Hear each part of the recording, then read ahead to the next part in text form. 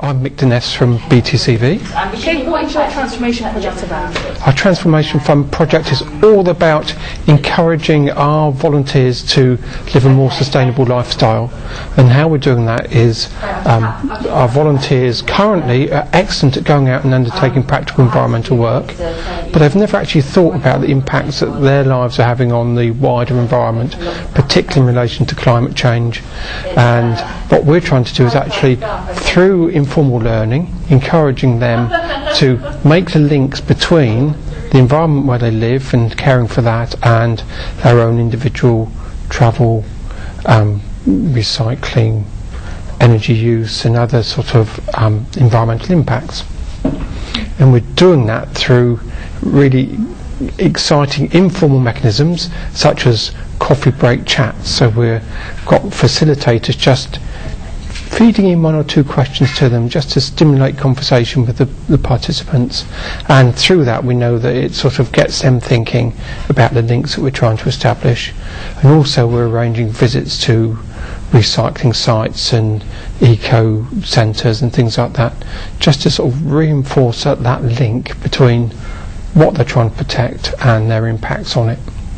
Okay, what have you learned so far from doing the project? We've learnt that publicity is really important, and that we've come up with an excellent website and leaflets, and also there's so much information out there at the moment, having to filter that into bite-sized chunks so that our participants get just enough at the right time rather than being completely swamped. We've learned that it's really hard to recruit and engage large numbers of people in a really short time scale, so that's the biggest challenge for us, I think, the whole timing thing.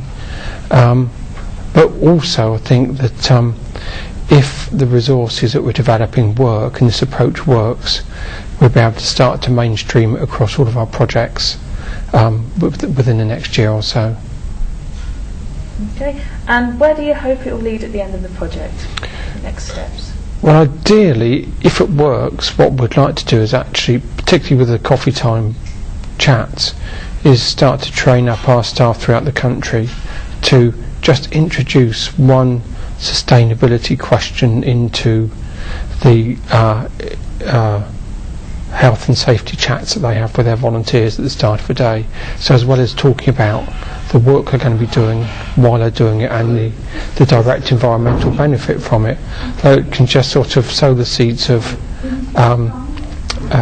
sustainability questions to introduce that train of thought to the projects.